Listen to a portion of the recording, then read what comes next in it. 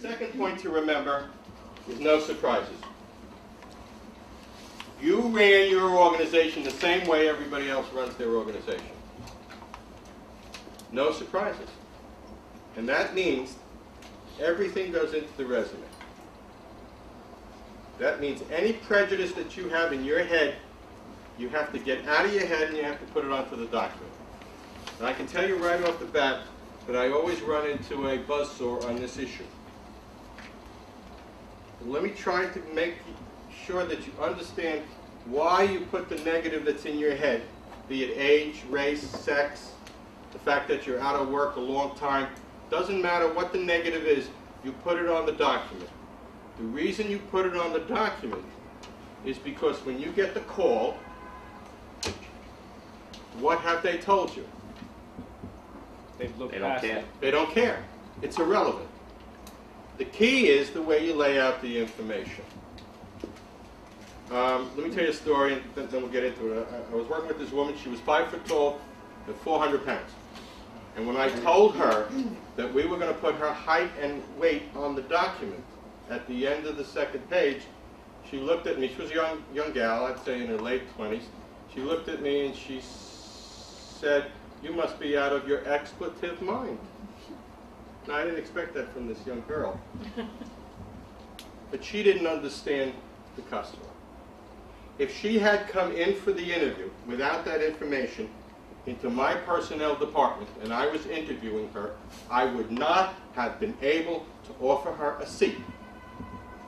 If she came into this room, we could not offer her a seat because all of the chairs have arms on it and she couldn't sit down. I would have to start moving furniture. You know what that does to me? That embarrasses me as the interviewer. You think embarrassment is the basis of hiring somebody? I couldn't convince her. But I did get her to agree to have 2 documents. One with the height and weight, one without, and I made her a bet. I bet her $10 that she was going to get hired off of the resume that had the height and weight, and it worked. So the key is, where do you put the negative? Well, what you do is you take 2 prejudices in the job market. The first prejudice is what's in it for me. You put that here. All of the first page, all of the second page, and 90% of the third page is I can make you money, I can save you money, you can take me to the bank, you can feed your wallet, your bank account, I can do the job technically, and I can fit. And then at the end of the third page, you put down, I'm African American. I don't have a degree. I'm 5 foot tall and 400 pounds. I graduated Kane University, me, in 1964. Well, I must be over 30. So, what you've done is you've set up the reader. What do you want to feed? Do you want to feed your prejudice, or do you want to feed your wallet? That's the only issue, that's the only decision you allow the reader to make. And guess what? The bigot won't call you and won't waste your time. The individual that is as driven on compensation and challenge and accomplishment as you are will call you. The reason you put, again, the reason you put the prejudice on the document at the end is so that it's out of your head when you get the call. There's no skeletons in the closet. It will work wonders for you. And a whole bunch of you mentioned this issue of age. What if you're convinced, and maybe wrongly so, but what if you're convinced that you can overcome whatever negatives you would put in the resume after they meet me? And the fact that you put it in the resume won't get me in the door. I'm not sure I understand the question. Okay, if I put on a resume, right. Ask for resignation as part of an accounting scandal. Oh, okay, all right. This is the gentleman who comes out of a company that and I think I have a story to tell, and I'll overcome that by selling myself. Okay. I worked with an individual who was the treasurer of Sotheby's, right smack dab in the middle of the accounting, their scandal, right, which you may remember. And what we did is we did the exact same thing I just mentioned. We said, look, I can save you money, I can make you money. By the way, he saved the company based on the things that he did. And that was on the document. We don't apologize for the action of others. We don't apologize for the fact that the company was taken over, that the company went bankrupt. What we concentrate on is your ability to solve their problems and make them and save them money. Now, in your case, let me go a step further. I get a call. This is a great story. I get a call from a gentleman. He says, you deal with people that have unusual circumstances. I said, what's unusual? He says, I'm a disbarred attorney. I said, okay.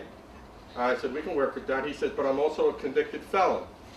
It turns out that he embezzled escrow funds. He played the stock market, and the market went the opposite direction. And he spent a couple of years. So he says, you know, what can you do for me? I said, well, we're going to package you as an attorney, because that's what you are. He says, but I can't practice law. I said, up to a point. You just can't sign the documents, but you can do everything else.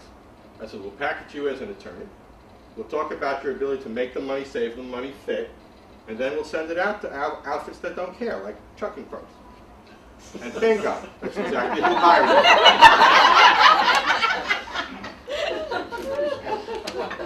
me. The key is to think like the customer. And the customer wants the answer to two questions. Can you do the job, and will you fit? So I could be an accountant for the mob? Is finance your specialty? No surprises. You ran your department based on this concept. You have to build this concept into your resume. No surprises. So that means you have to put the graduation dates. If you're African American, you have to put that down. If you're out of work for the last 2 years, you have to put that down. Is that clear? Okay, good. So now that you understand how people hire, there's two other issues, and both are strategic. The first is, how do you compete against everybody else? All right? This is wonderful. Absolutely the best piece of information you'll get from the program. How do you compete against everybody else? And second, how do you communicate your value to a complete stranger? So let's take these one at a time. Okay? Could I just ask, do you consider Yes. compensation expectation a surprise? Do I consider a surprise? So would you put, in other words, would you put compensation No. expectation The on? question is, do we consider compensation a surprise, and would you put it on the document? No compensation on the document. In the cover letter, use the phrase, my salary, the requirements are competitive. You didn't ignore the salary issue, but you just weren't specific. Thanks for the question. Okay, let's take a look at how to compete.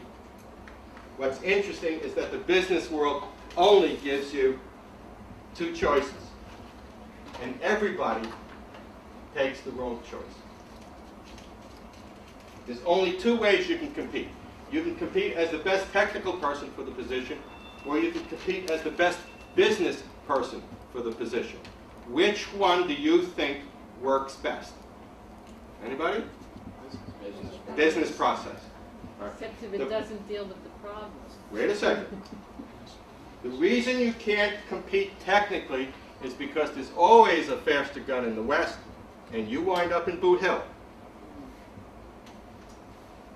Let me give you an example. Let's suppose that all of us here are the management committee of the Ice Capades. How come when we have an opening in one of our traveling shows for a skater, we never hire an ex-hockey player? How come?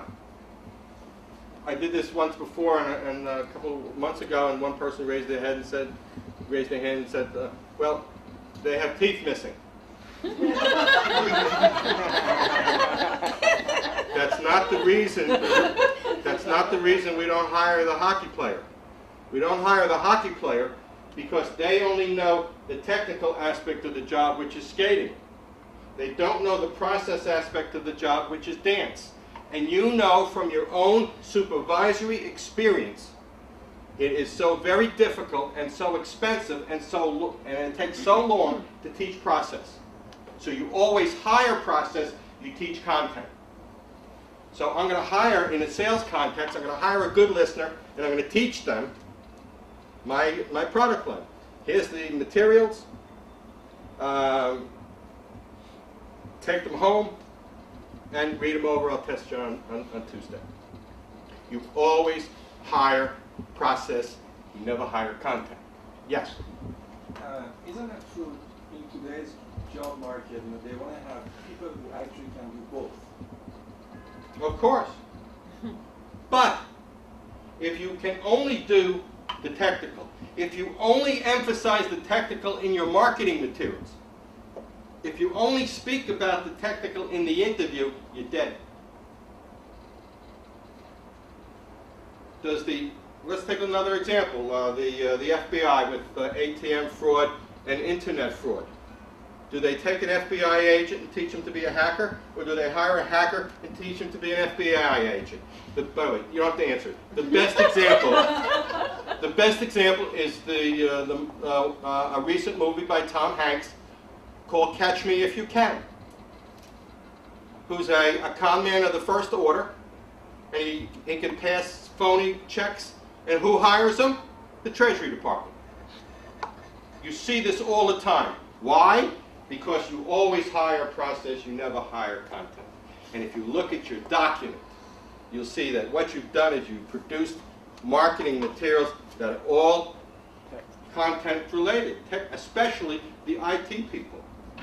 I mean, it's absolutely, let me give you the best accomplishment I've had. This is a fabulous story. And it deals with this issue. I worked with a gentleman from one of these six-figure job seminars here in the city who worked for an outfit called SunGuard. It's a middleware company. They manufacture a software product related to security. All right? And this fellow was 4 years with the organization, had a tremendous background, very, very competent. And he finds out that the company is going to bring the smaller R&D facility abroad into the city and combine it with the larger R&D facility they have in the city, and they're going to hire a director of R&D for this combined facility. And he wants the job. He lets management know, and they say no. Why? Because he is viewed only in a technical fashion. He came in, he worked with me, I repackaged him here, and all of his accomplishments were in the PAR format, which we're going to get to in a second. And I told him, his name was Zach, I told him, once you have the document, give it to your management. He gave it to the management, they gave him the position. We were able to change, now it's one level of difficulty to convince a complete stranger to hire you. That's one level of difficulty. To change the opinion of people you worked with for 4 years, that's an entirely different level of difficulty. That's how good these concepts are. Yes? I would just like to go back to something that you said earlier, which seems to be a contradiction to this, so obviously I don't understand it. You said the hiring influence is problem-oriented, not result or action-oriented. Yet, if I were to interpret this chart, this is saying the opposite. You're one step ahead of me. Wait till I go to the second issue, which is, this is how to compete. Now let's take a look at how to communicate your value. And what we do here is we're going to use a communication methodology that I think is the best communication methodology on the planet. Not just for your resume, but for any future performance review that you have to be involved in. And it's the best way I know to make presentations to senior executives who have an attention span analogous to a gerbil. So, what you have here is storytelling. All right? Now, the P stands for problem, the A, the action you took to solve the problem, R is the result that you achieved. Now, there's a lot of synonyms for problem. There's issue, there's need, there's situation, there's opportunity, there's monkey, etc., etc., etc. I don't care what you call it. When you write when you redo your accomplishments in your resume, you're supposed to make sure when you state the issue that the issue is universal and generic. Why? Anybody? It has a broad application. So it has a broad application. So it's transferable across industries. When we introduced ourselves, at least a half a dozen people said, how in God's name do we package and then transfer our accomplishments, our skills across industries? Well, there's two ways you do it. The first way you do it is you shift from technical to business process, because marketing is marketing is marketing. And you know it, and so does everybody else in the business world. But you have to package yourself that way. Here's the way you package yourself. So if you're talking about a universal problem, I'll show you before and after. That's going to come up next. Right? If you use universal generic problems, it's sitting on the reader's back. Do you see it? Now the question. Now, once you've identified the problem, you then move to what you did to solve the problem. You tell them what, not how. Why wouldn't you tell them how you did it? Takes too long, they won't understand it. No. It may not be appropriate to It may not be appropriate. No. They can do it themselves, they don't need That's correct. They can do it themselves. You gave away free consulting. What about in the interview situation when they're walking? You have to do the exact same thing in the interview. No free consulting. Is that clear?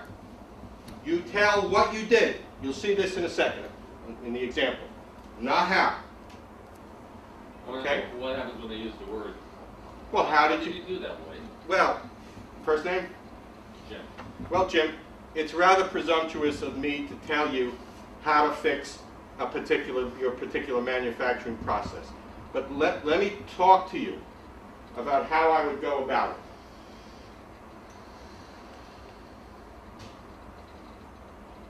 Let's assume that there are burrs on the edge of the back of this fork, and you want me to fix it. Let me tell you how I would go about it. The first thing I would do is I would talk to your purchasing people and look at the specs of the resin that you're using, where you're getting it from, talk to the manufacturer, etc., etc. Next, I'd talk to the people that are working your Bridgeport lathes, your tool and die makers. I'd talk to the people that are working the horizontal injection molding machines. And once I have that information, I'm almost positive that within a half a day I can solve this problem for you. So what we did in that context is to talk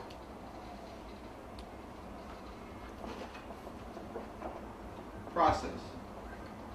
That's the way you deal with that issue in person. You talk process. Is that clear? If you give it away, they don't need to hire you. And I'm a stickler on this point, especially with senior executives who like to impress people. They're out of IBM, so they're talking to a smaller high-tech company, so then now they want to impress them because they're out of IBM. Don't do it. Don't give away free consulting. They won't hire you. Result, you have to use dollars. You don't have dollars, use a percentage. If you don't have dollars or percentage, use a testimonial. Let me show you how powerful this is.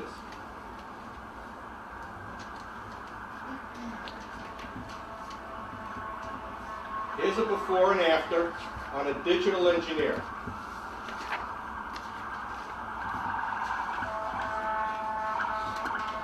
His whole resume was like this. Designed and developed a 5-channel control system for the Canada Air CL227 Flying Peanut, the controller power treatment, electromechanical actuators, 2 magnetic clutches.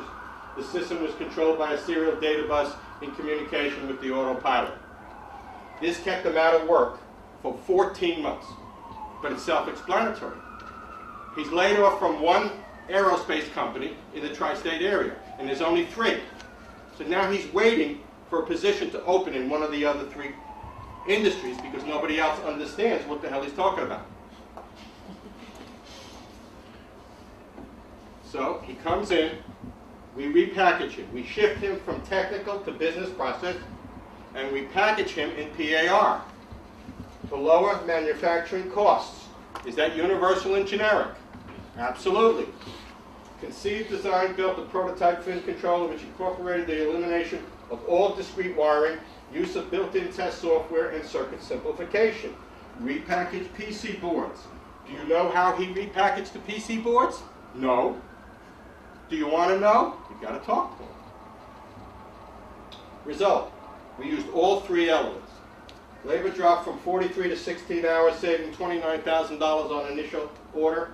Lowered parts count 46% and improved reliability. New job, new industry, under 3 weeks. But it's self-explanatory.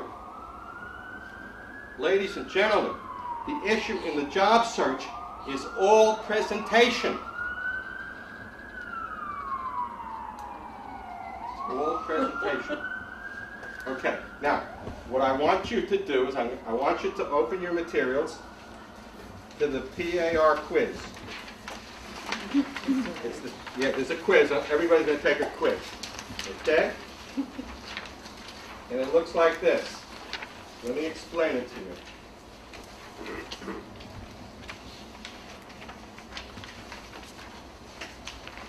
I'm working with a Treasury executive out of a very large international bank in New York City. And he calls me up. He says, Lloyd, I want to make sure that I'm doing the PARs correctly. This is part of the homework assignment, where you're repackaging your accomplishments into the PAR format. And he says, I want to make sure that I'm doing this correctly. And he proceeds to read to me over the telephone 3 statements. And these are the 3 statements. To reorganize the Treasury Department to handle a 300% increase in business volume to stay competitive. So he reads me, and I said, okay, what's the problem? So he tells me what the problem is. I said, that's not the problem. He reads me the next one. I said, that's not the problem either. He got it wrong each time. I want to see if you get it right the first time. So what I want you to do with your pen or pencil, I want you to tell me which of these 3, and they're each written as if they were the statement of the problem, but only one is the business problem. Put a P next to it.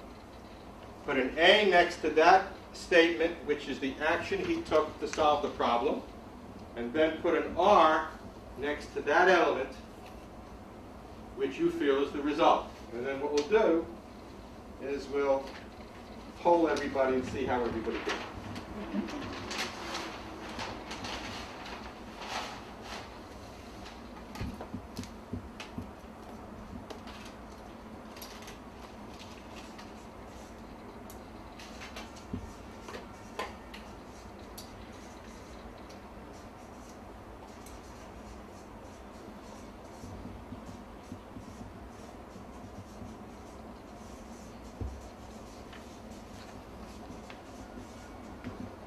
Does anybody need more time?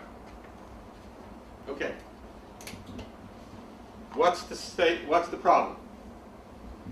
Stay competitive. How many feel it stay competitive? 1, 2, 3, 4, 5, 6, 7. 7. Yes. I actually stated that. Okay, you said okay, 8. Okay. All right. Anybody else? Yes. No, same one. Okay. All right. All right. So this makes it 9. Okay. All right. How many felt it was to handle a 300% increase in business volume? 1, 2, 3, 4, 5, 6, 7, 8, 9, 10, 11. How many think it was to recognize? Reorganize.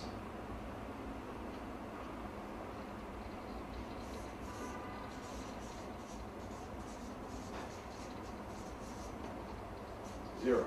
Okay, so I said, Harry, what's the problem? He said, I had to reorganize the Treasury Department. I said, Harry, you didn't have to reorganize the department. You could have left it the way it was. I said, why did you bother to reorganize the department? He says, I got it. I had to handle a 300% increase in business volume. And I said to him, no, you didn't. You didn't have to handle the volume. You could have let the bank down the street do it. If I did that, we wouldn't be competitive. So, the business problem is to stay competitive. The action is to reorganize the department.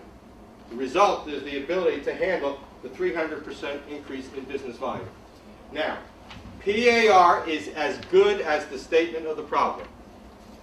That's what I'm illustrating here.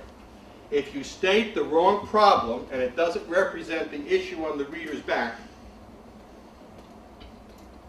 it doesn't do anything for the reader, and it's no better than any other methodology you're using. Now, let's go back to the areas of expertise.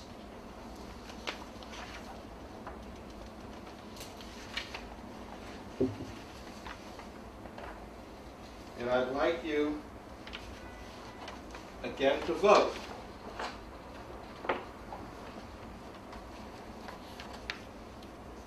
How many of you, which of these three elements do you think sells best with the reader? Okay? So let me put them here.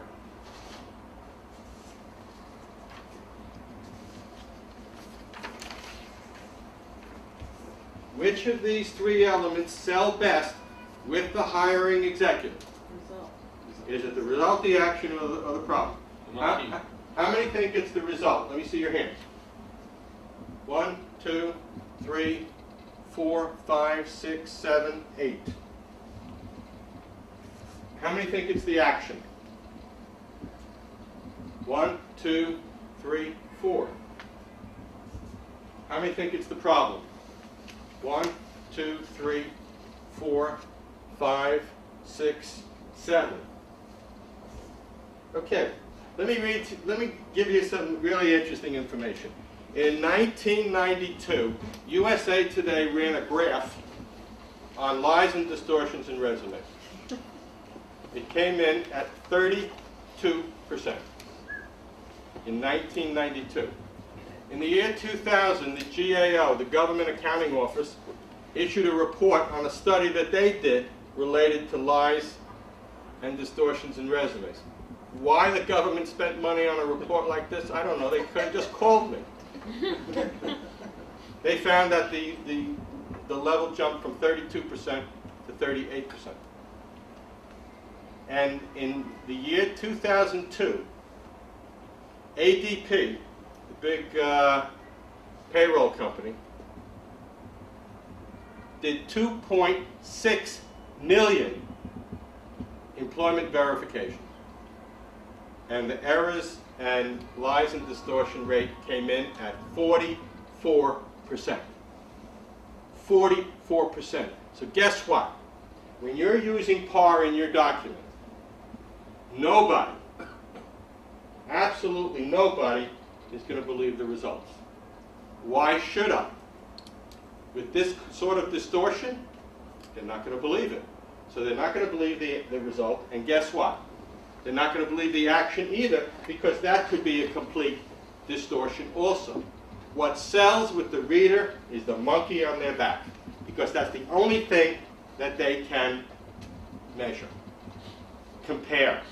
Yes? A statement of the problem that Yes. they're looking at, a like problem. That's correct. Exactly. If you state a problem and it matches a monkey on their back, an issue that they have, such as we saw in the example, to lower manufacturing costs. If you have that issue, and by the way, that's the reason the problem has to be generic, so that the maximum number of people have it. Yes? I could be wrong, but wouldn't the problems tend to be applicable to many organizations, in theory? Absolutely. Okay. That's why we do it. So isn't it the action that you took that's unique and shows the process? And more difficult to make up and lie? Absolutely. Okay. But the key, what sells with the reader is that you've been there, done that.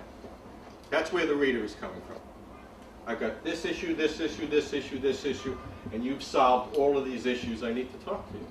But don't they say, I got a lot of people that know what my problem is. I need the person that knows, that has demonstrated that they can fix it adequately by... Well, that's the reason they talk to you, because they want to verify the action and the result. They want to ask you specific questions. Okay, so the problem, you're saying the problem, you're just trying to get the door. That- Right. Right. Yes, yes, we're trying. That's what I'm doing wrong. We're trying to get in the door. You're absolutely right. That's the whole issue. We're trying to get in the door. So by trying to wow them with what your great idea was, is No. useless. People are, see, the only thing the hiring person knows is where they're bleeding and hemorrhaging. They're living that. They're sleeping it. It's not allowing them to get a good night's sleep. They know their problems. So if you talk to them about their problems, they'll want to talk to you. As I mentioned earlier, the only issue in the job market is the hiring executive's problems. Don't talk about anything else. Okay. Now, let me show you something really interesting related to how everybody does it wrong. Okay? Would you take out your resumes, please, and pass them up to the front? Okay? The assumption is that these are extras because I'll hold on to these, okay? But I want to use these as an example to show you that everybody is going through this process wrong. They're writing these documents from the vantage point of the candidate, not the vantage point of the hiring person. First name? Andy? That's okay. Never touch this stuff. Okay. All right, let's take a look at some of the documents. Okay. The first one starts off, well, first two start off with objective, and we understand that objective is wrong. By the way, if you wanted to keep the objective, where would you put it? Cover letter? A little louder. Cover letter? You'd put it in the cover letter. Now understand that in the 10 seconds they're not going to read the cover letter, which brings up the issue that I left on the table before the break, and that is, how does HR evaluate resumes in 10 seconds? Well, here's the way they do it, okay? They look for 3 patterns, and here's the 3 patterns. Okay. The first thing they look for is whether or not you're a job hopper. They can achieve that in 1 second. You know how they do that? They look at your dates on the document. If you've had 3 jobs in 4 years, that's a red flag. By the way, the other red flag is if you've had 1 job in 12 years. That's also a negative. You know why? Because if you're 12 years with Frito-Lay, then the only way, if I hire you and you come to my organization, the only way you can look at my issues, my needs, my problems, is the way you did it at Frito-Lay. But if Andy, who had 3 different employers during that same 12-year period, is hired by me, he can look at it from 3 different experience bases. So in a nutshell, you shouldn't stay anywhere longer than 7 years, max. Yes? Coming from Europe and in the US, being a job, having many experience is always considered as a job offer, and it's always a bad thing. No. But it can be seen as a good expertise, a wide experience. I think the question being asked is that if you have a lot of experience, are you viewed as a job hopper? It depends on how long the tenure was within the time frame. If you had, now that's changed over the years. Up to the early 90s, if you had 3 jobs in 7 years, you were considered on the edge. Once we got into the internet boom, and by the way, it varies with the job title. If you're a programmer analyst, if you're a systems engineer, those individuals tend to stay shorter periods of time with companies. So it varies. But generally speaking, the first way is to analyze the document to see if the person is a job hopper. The second pattern they're looking for. What about the gaps when you were an employee, you were looking for a job? 1 year, 2 years? That certainly is a negative, but there are ways of dealing with gaps. Let's go to the second, before I take the other questions, let's go to the second pattern that they look for. and everybody can pay attention to this one on their document, and that is there a progression in title on the first page? That's the best reference you can have. It's better than anything that somebody writes about you or says in a reference. Even if it's within the same one. Oh, absolutely. Within the same organization or with another, that's the best reference you can have. So make sure on the first page you can show the growth in title. Yes. I think I misunderstood something. You said that long term with the company is just as bad, though, is looked upon as a negative. But what Marilyn just references that what if you have, I had one position for one company for 14 years, but I had 5 positions in the company. Okay, that works to your advantage. That's the reason you have to play up the promotion each time. Like, for example, when you went from a lower title to the higher title, when you described your responsibility, did you use the word promoted? Yes. Why? Well, that's people shooting themselves in the foot.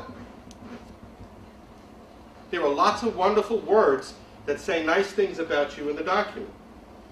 Promoted is one of them. Selected. Named. The best is elected. Yes? Now you say use good words, such as promoted. Right. What if you're not like technically promoted? You're just moving, you're basically at one company at the same level, but moving from different functionality to different functionality. Would you still use promoted or elected or? You can, but here's another interesting concept. At any point in time, everybody has has 2 job titles. All right? We have a payroll title, and we have a functional title.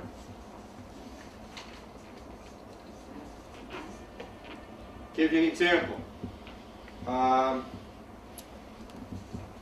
Senior accounting manager.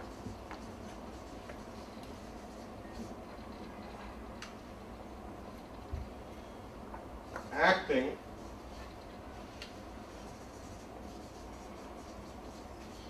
assistant controller. Depending on the circumstances.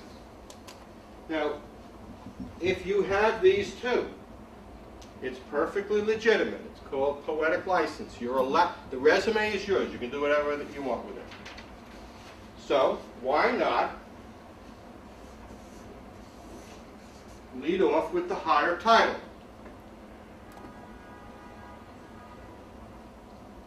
Perfectly legit. So if somebody calls and they do a reference, what they're going to hear is senior account manager. When you take an interview and they're going to ask you, how come you have the 2 titles? It's simple. This is my payroll title, but this is the way I was functioning. It happens all the time. They give you more and more responsibility, and they don't change your title, and they don't give you more compensation. And what do most people do? They don't take credit for it. Stop doing it. Take credit for the work that you've done. Sound familiar? Yeah. Absolutely. It happens all the time. Let's continue. Yes? You had said that it doesn't look good to like constant job hop. What if those jobs are contract positions, which are you're hired for 6 months, like, Okay. that type of thing? You're working out of a temporary job shop? No, not really. It was like, well, each position, the ones that I've had have been through different companies. So, I mean, like, I was hired for 6 months to be a trainer. Lump them all together. As your All right, lump them all contract. together. Okay. All right? Okay, let me just take a look at some of the resumes to give you an idea, okay? Is there a third pattern you want to show us? Yes, there is. Very good. Thank you for reminding me. The third pattern is a progression in dollars, but they should never get that on the document. Don't give them a progression in dollars. Okay? How do they look for it if the dollars are there? They're just kind of reading into it? Yeah, you know, you've seen the ads which says that if you don't give them a complete job and salary history, we're going to take you out and shoot you. Literally, that's what they say in these ads. Don't give them the dollars. Okay? All right, let's take a look at some of the resumes, all right? Now remember, the key to your marketing materials is to fully understand the amount of time you have with the reader. And the amount of time you have with the reader is 10 seconds. So let's see what some of you do with the 10 seconds you have with the reader. Turned around problem areas and generated incremental profits through ability to motivate people, develop and implement creative solutions to marketing, communications, promotion, licensing, and product initiatives. Well, the problem with the difficulty with that, of course, is that you haven't answered the two questions. And the two questions are, can you do the job and will you fit? So, let's go to the next one in the pile. This starts off with the objective, so you know you're not going to get that. Okay? Then the next term in the margin is technical summary. Okay? This is a chief financial officer, and the very first thing he says is accounting management. Now that's a skill set. Andy, would you explain to the group what this gentleman knows about accounting management? No, You can't. Right? I don't know anything about accounting. All right, the next one is IT, financial systems implementation. Can you tell me what he knows about IT, financial systems implementation? Not right there. No. What's happening, ladies and gentlemen, again, is the quote from George Bernard Shaw. The greatest problem with communication is the illusion it's been accomplished. Next one is objective and then technical skills. All right, the problem with technical skills is that there's always a faster gun. Let's see if he has C++++++.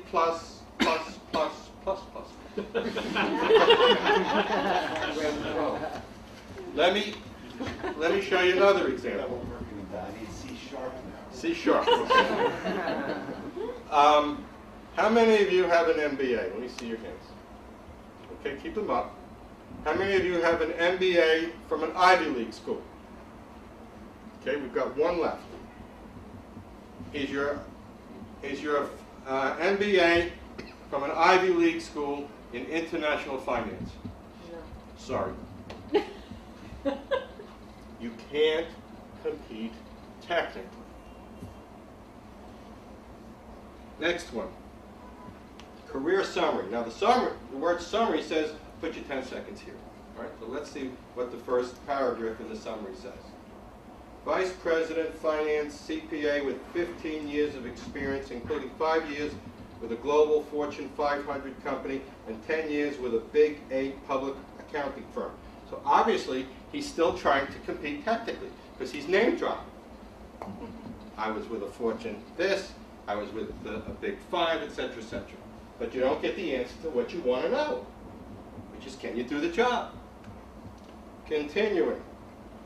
Finance executive with world-class training, well-rounded experience, and excellent written and verbal skills, communication skills, who is eager to continue history of leadership, ambition, and execution.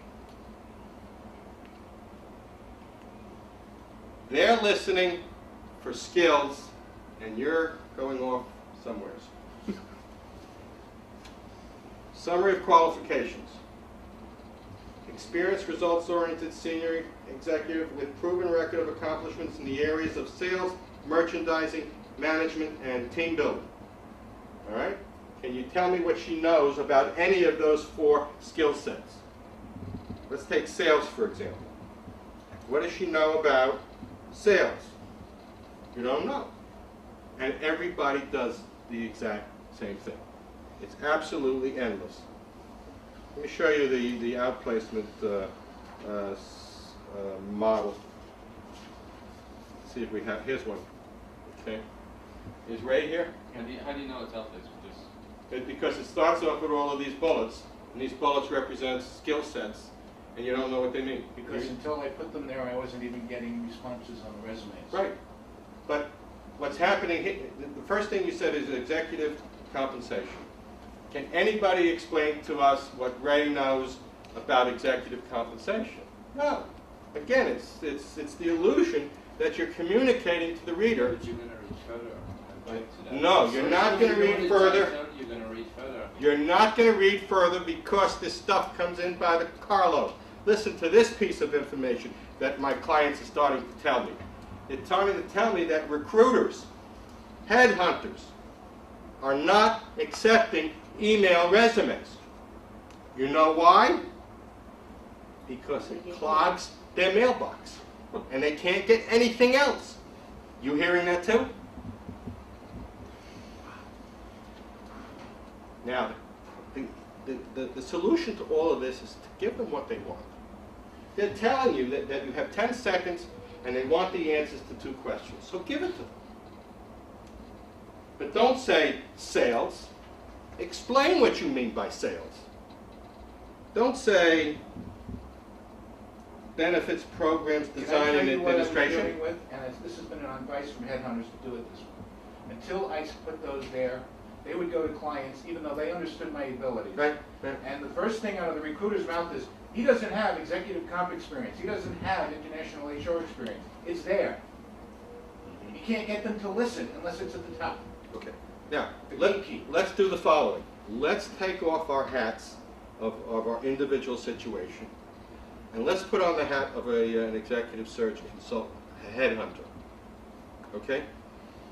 We have a position we're trying to fill, regardless of what the position is. We know that what we have to do when we get resumes on candidates is we have to bring the candidate in, we have to pick the brains of the candidate, we have to revise the candidate's resume in order to answer 2 questions that the hiring executive wants to know. You know what those 2 questions are? Can they do the job technically? And if I hired them, will they fit? So my whole argument is, if you answer those 2 questions in the first 10 seconds of your resume, you have done the recruiter's job for them. And in a pile of 700 resumes, they'll work with yours first because they can call you up and verify it over the telephone. And I don't have to bring you in, and I can turn around immediately and present Andy to the corporation. Question? My resume was the first one that you went through. Thank you. I thought that opening paragraph addressed, can you do the job, by saying turned around, Right? whatever the exact wording was, turned around fully operating divisions, or is that not representative of doing a job? Or, I'm not sure. First of all, when I say skill set, you have to tell the reader what a particular skill it is you have, and you have to convince them that you've done it. The only way you can do that is to describe the process. If you say to the reader, sales including closing, what have you said to the reader in 3 words? Anybody? Sales including closing. What have you said to the reader? You said to the reader you don't know anything about the sales process, because the first step in the sales process isn't closing. It's prospecting. And the hiring person knows that. The hiring person understands the processes of the people that they're supervising. So if you're describing the process correctly, it says to the reader in 10 seconds, been there, done that. By the way, that's why the PAR is so powerful. If you state the problem, you've said to the reader, been there. Now keep reading and you'll see that I've done that. I'll show you an example from a direct mail at the end of the program, which is absolutely tremendous. Okay. Any questions on the key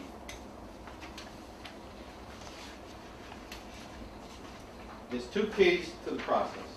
Number 1, shifting yourself from technical to business process. And secondly, communicating your value using PAR. Go to your handout And the next page is entitled Competitive Advantage. And this is really interesting. One of my clients was the president of the New Jersey chapter of the Council of Logistics Management. And when he was there, the organization had a service to members. If you were out of work, they took your resume and they put it into a binder. They reproduced it, and they sent the binder to employers throughout New Jersey, which was a pretty nice service. So he took the binder of resumes and he analyzed them. And this is the summary of the analysis. Right justified was 56%. Don't do it. Only use left justified. If you use right justified, it pulls out the space in order to equally space the words on the line, and it's harder to read. Don't do it. Personality characteristics, 2%. Now the sample size was 210 resumes. There were only 5 resumes that had any personality in it out of 210. 98% of all the resumes had no personality in it, and it's 80% of the decision to hire. You're going to love this. I did this presentation before 35 senior HR executives, and I asked them if there was anything about these models, these ideas that they disagreed with. They agreed with the fact that HR was the enemy. They didn't have any problem with that. They understand their role. They're a gatekeeper. But the one thing, the only thing, and this is the only group that ever disagreed with anything in this model, was the HR group, and they said it's not 80-20. I said, okay, what is it? They said it's 90-10. 90% of the decision to hire is chemistry, and you don't have any chemistry in your document. So why should it work? Interesting. Let's continue. Different font styles was 23%. Is that 23? Yes. PAR paragraphs. None. Zippo. 0. Nobody's using PAR. You realize the competitive advantage that can give you? Great story. I'm working with a client. He comes back for the long counseling session after he does a homework assignment that takes a couple of weeks to rethink and to dig through his last 10 years. He was the director of strategic planning for the Unisys PC division in Flemington, New Jersey. And he comes into me, he said, Lloyd, this PAR concept is fabulous. I said, really? I said, we haven't gone through the one-on-one counseling yet. You've only read the articles on PAR. He said, I've already used it at work. I said, what do you mean? He says, every Thursday morning at 10 o'clock, I go into this little teleconferencing room where there's a camera set up, and I have to do a presentation to senior management in Blue Bell, Pennsylvania, on what production in the plant is going to be 2 to 3 weeks hence. And all they give me is 10 minutes. The camera goes on at 10 o'clock, 10 after 10, the camera goes off. I never have enough time to go over the different scenarios and be able to present any Q&A until you introduce me to PAR. I said, really? I said, what did you do? He said, simple. He said, I took a blank flip chart,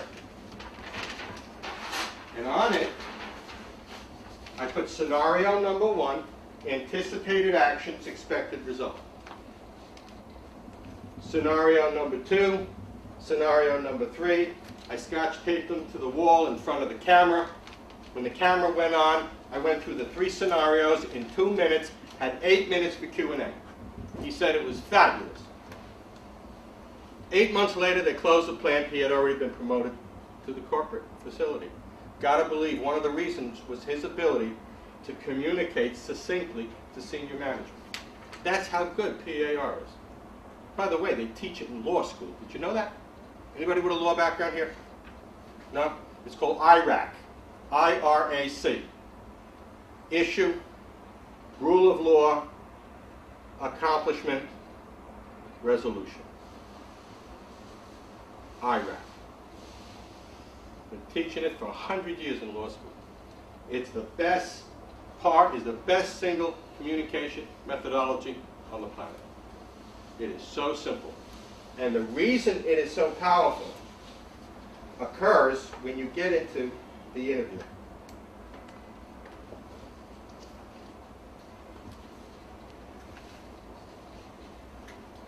It does 3 things for you in the interview. Number 1, you always come across as problem-oriented to the person that's interviewing you. Number 2, you can't get lost if you're interrupted by the secretary or the telephone. And number 3, most importantly, it forces you to be concise. You can't run off at the mouth. And if there's anything that is the biggest problem everybody has in the interview process, is that they talk too much. So this will prevent you from doing that. That's how good this is. Let's finish the elements, and then I want to move over to direct mail. Areas of expertise, only 9.5%. Military experience, 18.5%. Master's degree, 33%. So you can see that the last 2 elements are basically technical. So if you use PAR, if you build personality and your skill set into the document within the 10 seconds, you can outmarket everybody, because everybody does it wrong. Everybody does it wrong. Well, adding part to it doesn't automatically throw the personality in there, right? No. Personality has to be at the top, and it has to be the way other people see you. You can't be your own psychiatrist, you can't be your own dentist. It's awfully difficult. Can you give an example of how to inject personality into it? Okay. I give a lot away, but I won't give everything away. But let me ask you a couple of very common sense questions about the hiring process. And let's go back to the model of the organization and who your audience is.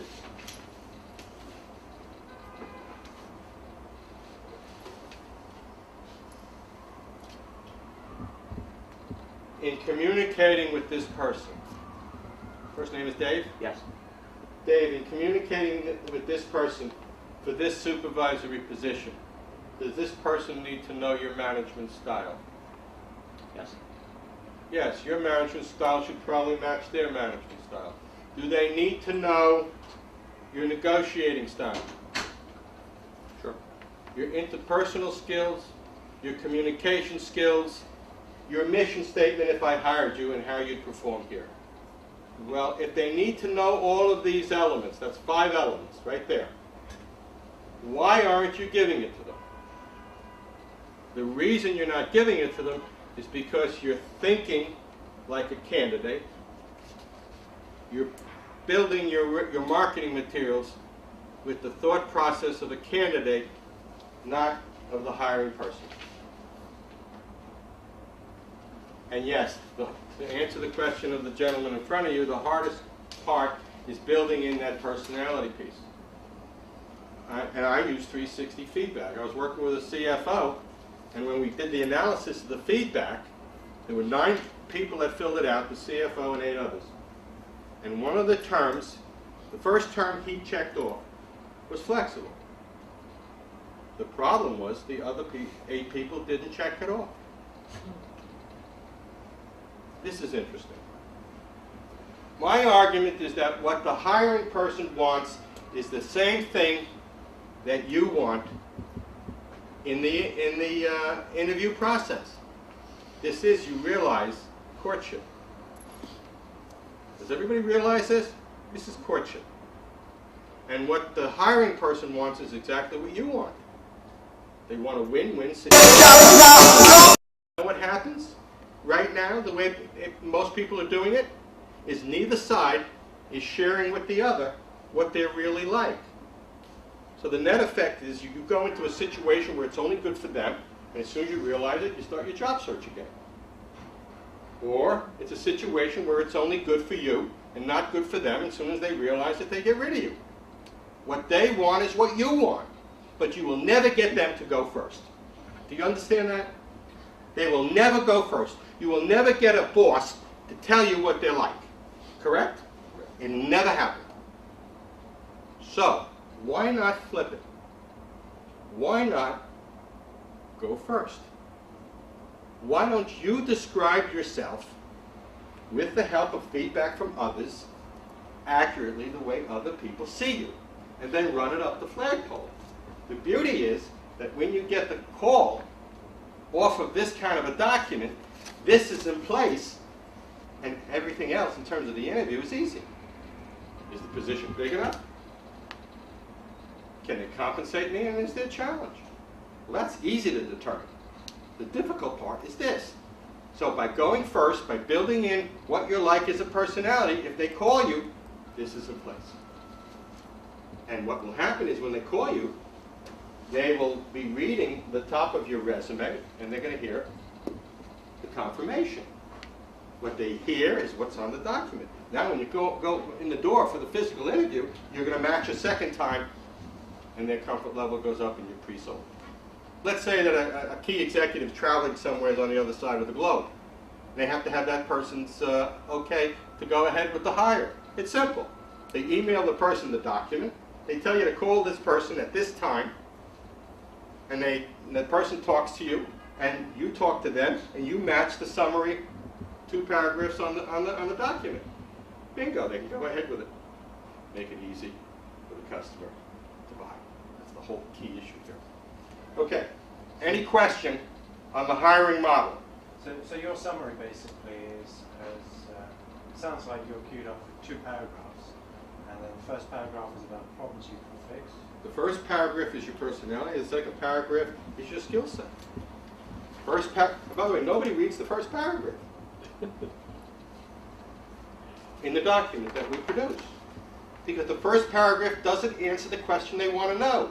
Have you been there? Have you done that? And you get these issues off of my back. They jump right to the second paragraph. And when that says that, they say, okay, now that I know you can do the job, can you make me money and save me money? So they keep on reading. What they're reading are the parts under each of, all right? Then they come back after they've gone through 2 or 3 pages. They come back to the opening paragraph and they read it fully for the first time, the personality piece. And you know what the conclusion is? It's still BS. But, it's a very big but. All I have to do is call this person, the phone number's right there, talk to the person, and listen for this description over the phone. If I get it, I'm pre-sold, I ask you to come in. This is a great story. One of my clients, a senior executive, I forget what his discipline was, but he interviewed with one of the team of 2 recruiters at Spencer Stewart that took Gerstner out of Nabisco and put him into IBM. And he said to him at the end of the meeting, would you spend another 30 seconds, look at my resume, and make a comment? So he looked at the resume, and he says, I have only 2 comments. Number 1, I wouldn't change anything. Number 2, you made my job easier. That's my whole argument. If you do the recruiter's job for them, they'll be happy to work with you, because they are some of the laziest people I've ever met. What they want is a quick fill. That's all and they want to go out and spend the fee. They don't want to. You think they want to bring you in and interview you and redo your resume? You're joking, aren't you? Okay. Concept. Use the letter to get in the door. Use the resume to close the sale. So let me introduce you to an absolutely fabulous concept. And we're going to move quickly because we are running a little over, but we started late. So hopefully you'll all hang in there with us. All right. I want to introduce you to the concept of direct mail. All right. Now, whether or not you understand this or not, and most people don't, all advertising, including direct mail, came out of one book. Highly recommend you get it. It's called Public Speaking as Listeners Would Like It. Richard C. Borden. Go to abebooks.com. You can pick it up for $10. All advertising came out of this book, which was written in 1935, published by Harper and Row. And this professor of public speaking said, if you're going to do a talk, What's it again? public speaking as listeners would like it. If you're going to do a talk, you have to lay out your information so that it satisfies the need of the audience. That's what the title says. And this was a paradigm shift in 1935. It's, of course, the article of faith in all advertising now. But not in 1935. Richard C. Borden. All right? Here's, by the way, here's what he said. He said, when you lay out any presentation, you have to satisfy 4 steps. And this is the direct mail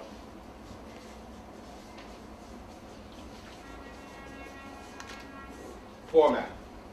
You have the article, which was excerpted from my book, that was published in the Wall Street Journal in your materials. All right, step number 1, he called a whole home crasher.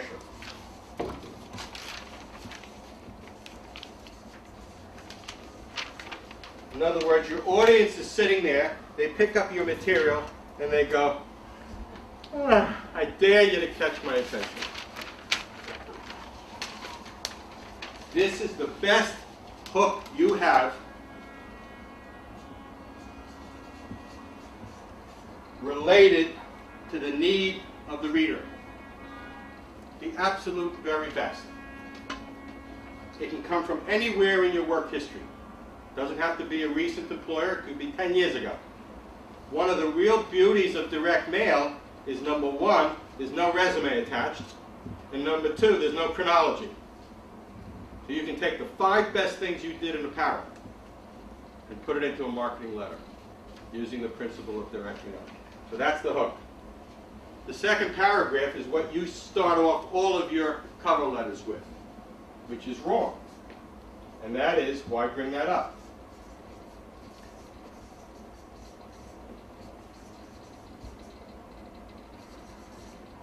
Why bring that up? If you take your cover letter mentally and put it inside your mind, and if you're looking at it, your cover letter starts off, I'm writing in response to your advertisement 4. That's the opening of the second paragraph in direct mail. Don't throw away the cover letters you get in your junk mail, especially if you get it from American Express. They spend between $100 and $200 grand to do a junk letter. They hire the best people, and those letters are fabulous, and you can get some wonderful ideas out of it. Don't throw them away. Read them and analyze them, and you'll see they fit this model to the T. All right, why bring that up? I'm writing in response to. Da-da-da-da-da-da. The third part of the format, he calls for instance.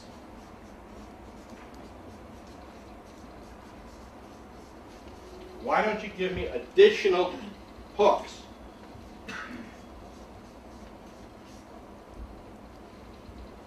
And then finally, the last paragraph,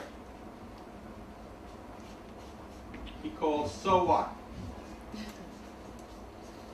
What do you want the reader to do? Well, it depends on who's writing.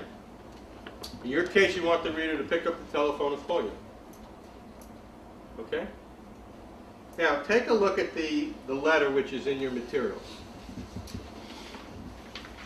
Let me give you some background information. It doesn't get any better than this particular letter. May I just Yes. ask one thing on your point 4? Yes. I have always been, I guess, taught that if I'm expecting the reader to do something, it's not likely to happen, as opposed to I will call you on. Okay. Which is a more active. That's a very good point. In other words, if you ask them to call you, you're giving up control. And you maybe want to maintain control, so therefore you say, okay, and I'll call your office to set up a mutually convenient time to meet. Be my guest. All right? But the key is what you say to the reader in the opening 10 seconds. It always comes down to the 10 seconds. Let me give you some background information on the person whose letter this describes. I placed this individual using this letter. Earlier in my career, I did some placement.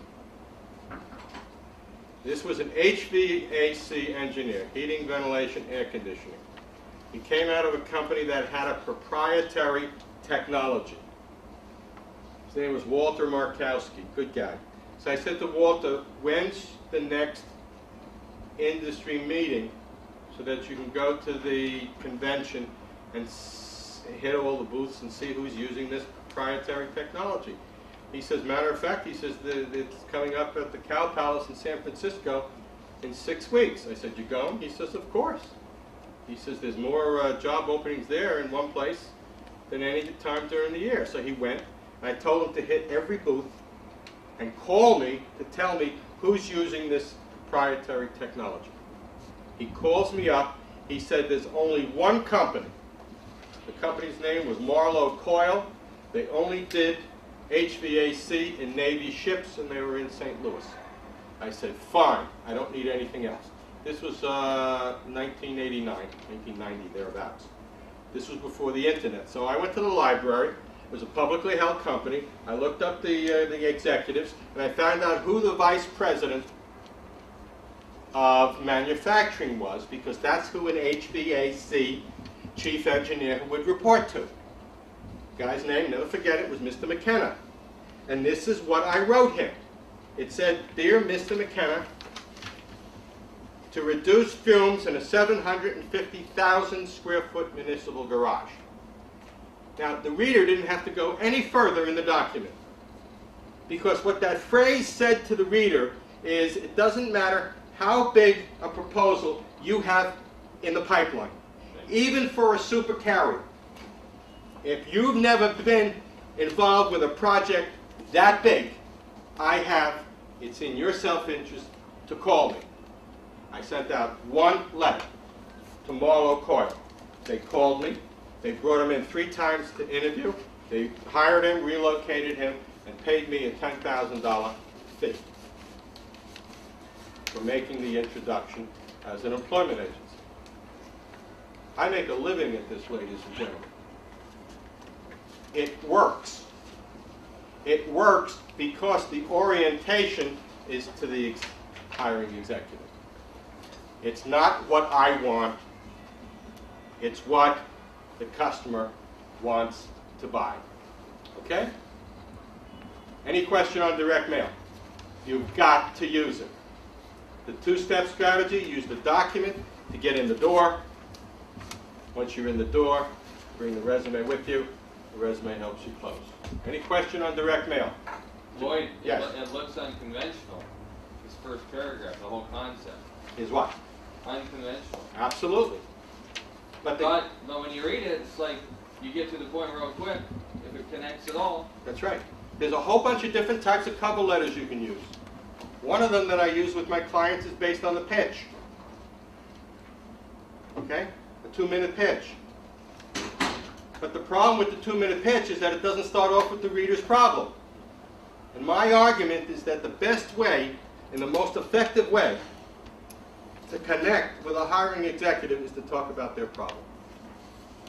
Right off the bat. Would you use a direct mail approach in response to an opening that you're aware of, and not go to the resume at all? I would use it in any context. Without the resume attached? Without the resume. I know it works in apparel. Yes, it does. And one of my clients, I don't know if you know the woman, Donna Bender, she's with Franco Industries. Anyway, children's apparel. And she used it twice within a 1-year period. And it's phenomenal. They didn't even bother to ask her for the resume. When she came in, all they wanted to talk about were their issues. She had convinced them based on the statement of the problems. She's been there, been there, been there. Oftentimes people will say to my clients, how do you know where we were bleeding and hemorrhaging? You know that when you go from one company to another company to another company, they're all bleeding and hemorrhaging on execution of the basics. People in finance, they go to one company, my God, they don't even have their accounts receivables in order. You know how long AT&T has been trying to get their accounts receivables in order? I was there at 68 to 72. They're still trying to get them in order. All companies bleed and hemorrhage on execution of the basics. And the reason for that is because you have this pendulum that swings from centralization to decentralization, back to centralization.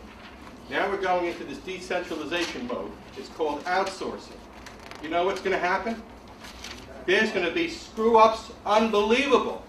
80% of the cases. It's already starting to come. And so anyway, the last thing I'd like to cover with the group before we go into a very brief summary is I want to show you an interviewing model that is better than anything you've ever seen, and you'll use it for the rest of your career. It's really excellent. We'll only take a look at the first part of the model.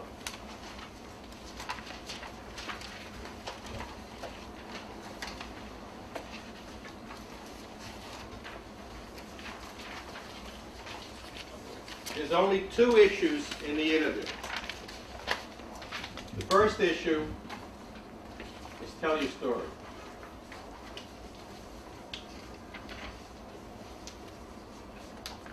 The second issue, which we're not going to talk about in this program, is close the sale.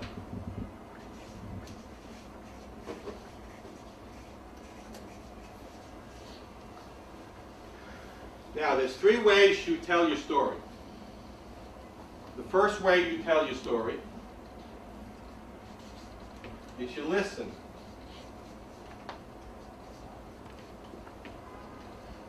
What do you listen for? You listen for their need, their issue.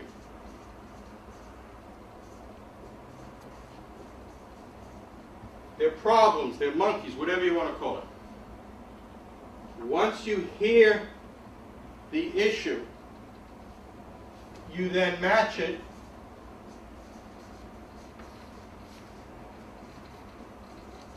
with your accomplishments.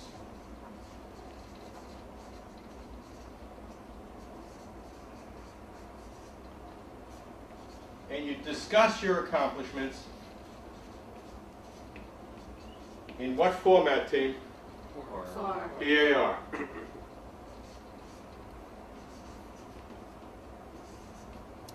So here's the model. 3 words, and you have it memorized in 10 seconds. You listen, you match, you discuss. There is no tighter interview model on the planet. But it only works if you've repackaged yourself and you think PAR. Otherwise, what you're going to do in the interview, which is a stress situation, is you're going to retreat to the familiar and you're going to wing it. Pardon? Okay, well that's an interesting point. The question is, what do you do if the interviewer starts speaking first? Well, that's it. You cannot listen. Okay, right? It depends. There's oftentimes you'll come into the interview and the interviewer is not going to let you listen to anything. What the interviewer is going to say is, Andy, why don't you tell me a little bit about yourself?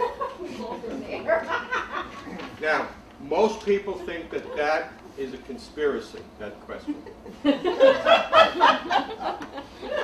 That they take all of the managers and all the corporations, they put them into these classrooms and they say, look, when you're interviewing a candidate, the very first question you ask is, why don't you tell me about yourself? Let me tell you first off, it's not a conspiracy. And secondly, it is the most important question that anybody, yourself included, can ask. Because what you're saying to the candidate is, do you know the product that you're selling?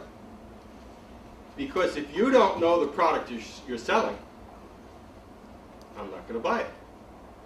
So if you can't tell me about this product, then we can end the interview right now after the first question, and I won't waste any more of my time. That's the reason it's such a good question. So what they're going to do is, if they don't let you listen, the second pattern you're going to see is that you're going to have to ask. You're going to have to ask them what their needs are, so that you can push them back here and then listen. So you say something like the following: Miss Jones, rather than me talk about aspects of my background that don't directly match your specific needs, if you could share with me those 3 or 4 issues that are keeping you up at night, I'll be happy to talk about how my background directly matches your need. Okay? That will work in most cases, but every once in a while, you're going to get a hard ass.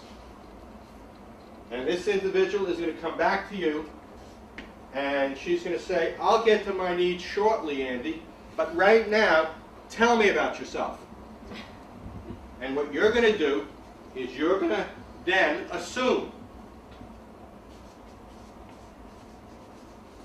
And you're going to make this assumption based on the fact that you did the research on the company and you're able to answer 2 questions. What do you know about us?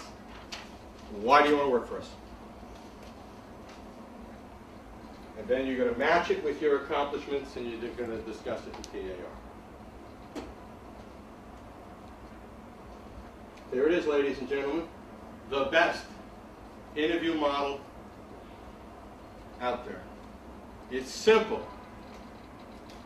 You go over B again and ask how you go about kind of phrasing it. Miss Jones, rather than me talk about aspects of my background that don't match your specific needs, if you could just share with me those issues that are keeping you up at night, I'll be happy to talk about how my background directly matches your needs. You don't want to waste your time, and you don't want to waste their time. So basically say that politely. Okay? All right. Ladies and gentlemen, this is a sales problem. The solutions are sales solutions.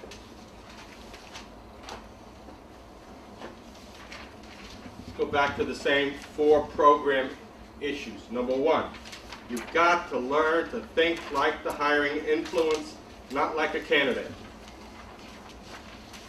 Number 2, recognize that you only have 10 seconds of the reader's time.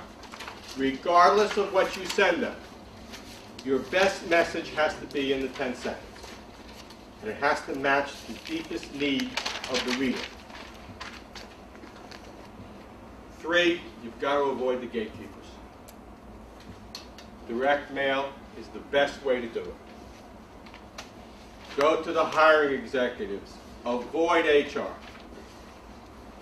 And finally, But don't even send letters, really. Never include them. Just well, the direct mail piece is a letter. We're sending a letter. No resume with the direct mail. Think like the hiring applicant. All right? But the question is, who are you sending this to? As the example from earlier, you're sending it to Steve Jobs, who's the president and chairman of the company. They will read it. You have 10 seconds of the reader's time. You never realize that, but you do. Make good use of that. And then finally, manage the job search based on the concept of no surprises. Understand that your resume is a risk reduction document. If the position is open for a senior financial executive, that's because that financial executive didn't do what the management wanted that person to do. So that the person doing the hiring has one more shot at filling it and getting these jobs done.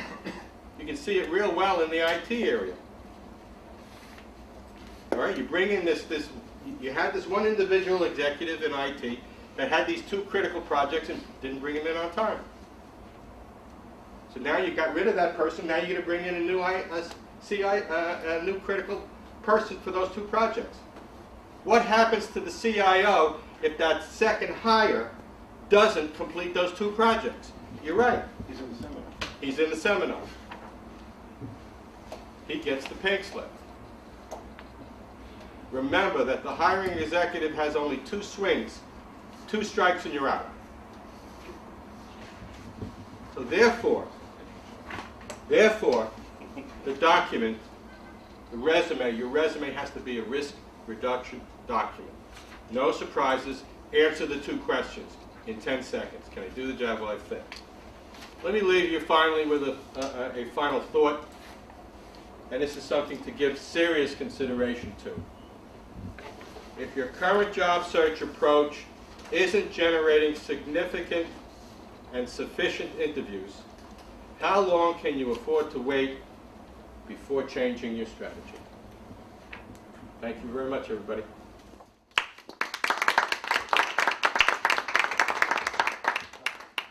If anybody would like to sign up for the free consultation,